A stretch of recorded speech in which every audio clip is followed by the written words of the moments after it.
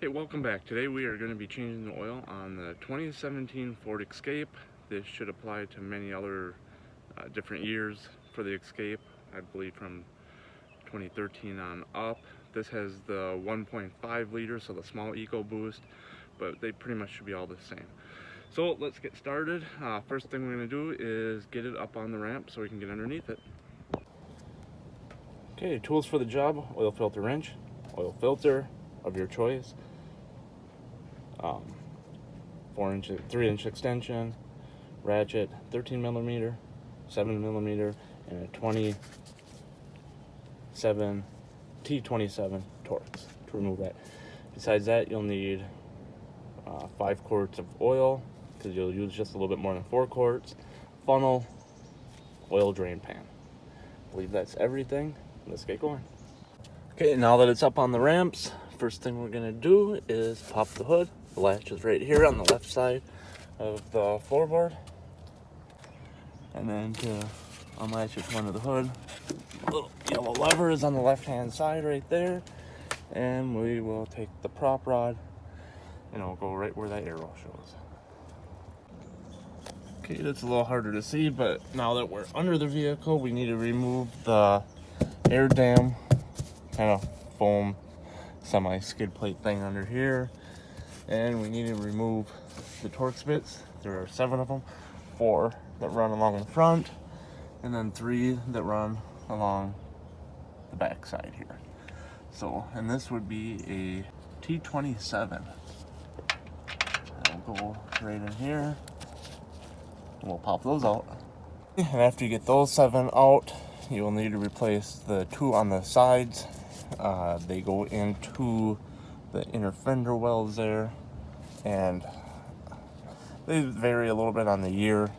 I know they've changed up from this year, but these are a 7 millimeter. But double check on what size yours are. So we'll get those out, and then the shield will be able to remove. Now it gets held on also by 2 kind of like little clip areas, and it will just slide forward and then back, and we'll get it out. Now that we got that shield out of the way, you can see on the back of the motor, again, this is the 1.5 liter EcoBoost. There's the drain plug for the oil. That is a 13 millimeter. Half-inch should also work. But there we go. That busted loose. One thing you can also do is, if it's a windier day, put the drain pan up on something just to get it a little closer so it's not, the wind's not spraying the oil everywhere, making a mess. But we'll get that out.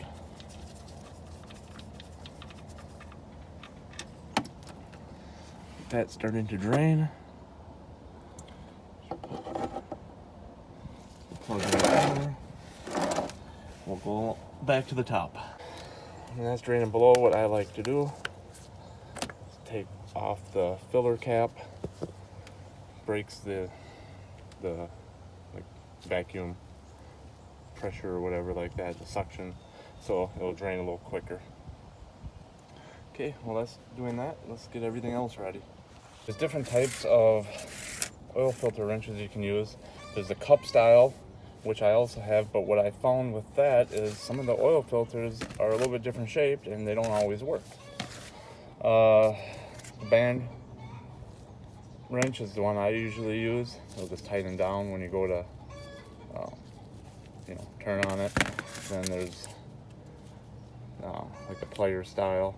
Problem with this, a lot of times it will go and crush the oil filter, but I've used this one a lot of times when this one will only just want to spin on it because it's too tight. So again, like I said, this one's really tight up in there, so I've used them all to try to get the oil filter off. But let's get in there and get this one off. And now that that's done draining, we will go and put the drain plug back in here. Now that we got that in, we will go and just tighten it down, and there we go. Now, I don't do anything by torque specs, I just do it by feel. This is an aluminum casing, so it doesn't need to be overly tight, so you don't crack anything. But if you want to go by the specifics and go by torque, you'll just have to look that up. Otherwise, I just do it by feel. Now we'll get up here, replace that oil filter.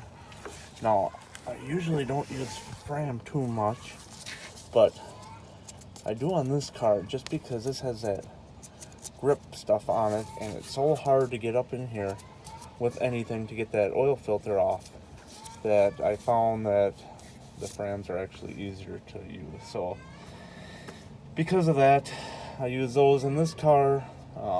Otherwise, on most of the other vehicles, I use a Wix or a STP or something. But we'll go ahead and get that out. Okay, and I just wanted to show you, this is where the cup style is kind of nice, because then you can get it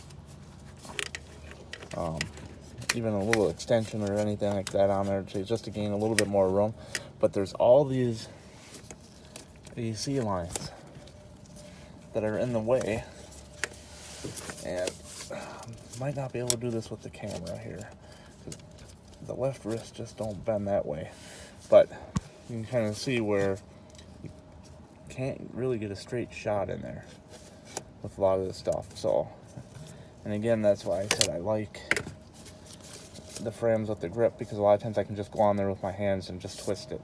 So I'm gonna have to put the camera down, go and get this one loosened up. What I ended up doing, just because it's a little hard to get my hands in there, I just ended up using the plier style, and you can see where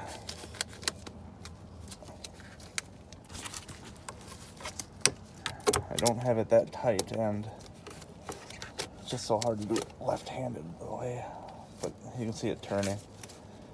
There we go. So I'll just keep spinning that one out by hand, and we'll get it drained. I have it still on, but slowly loosening it out, and it's draining. Like I said, with all the hoses and lines and everything right here, it will make somewhat of a mess because the oil is going to hit it. So I'll just keep loosening that up.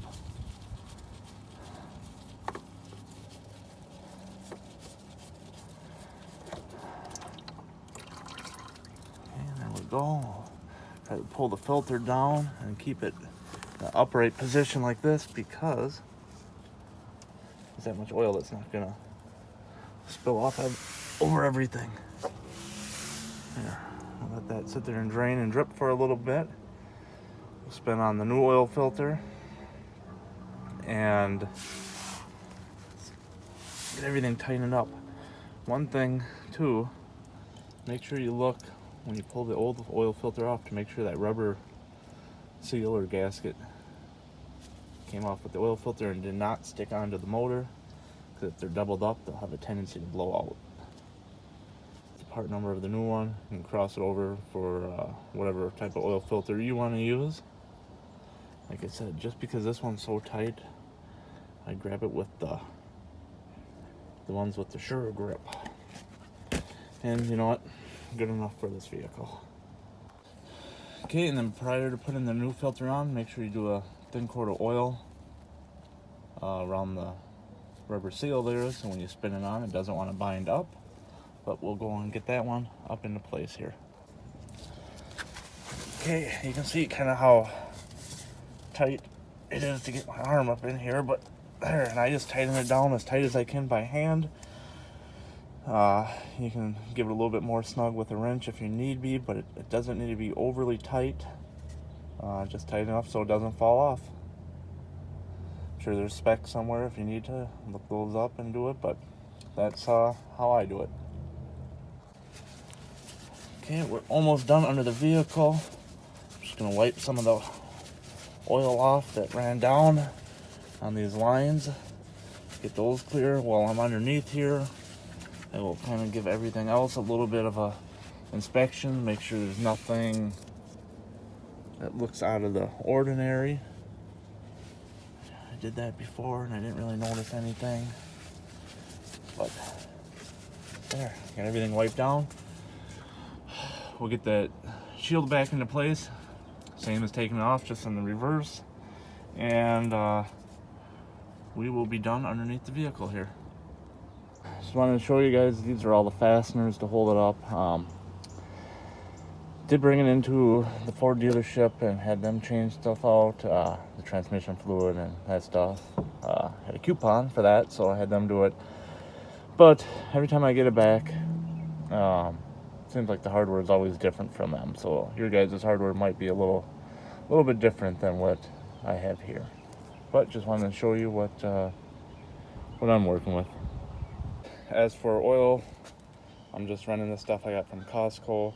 Now this vehicle says to use 520. I'm pushing over 100,000 on it now, so I went up to 530. Just a little bit heavier oil, just because it's getting a little bit higher in mileage. That's what I'm using. Use your choice of oil. Like again, go by the manufacturer's recommendations. As for brand of oil, everybody has their own preference. In my other vehicles, I'll use either Mobil 1 or STB. But in this one, as an everyday runner, this was more on the budget-friendly side. So that's what I'm going to do. Fill it in, fill it up here, and then just keep going. Like I said, I run 530 in this because I just want a little bit thicker oil because of the mileage this one has on it. If you need to know what you should run, it says right there on the filler plug. And then for the final step, all we need to do is reset the oil life. On many of the vehicles, you can scroll through the information system and restart it, but this one's a little different. What you have to do for this is push the brake down and the gas pedal down all the way, and then turn the key, but do not start it.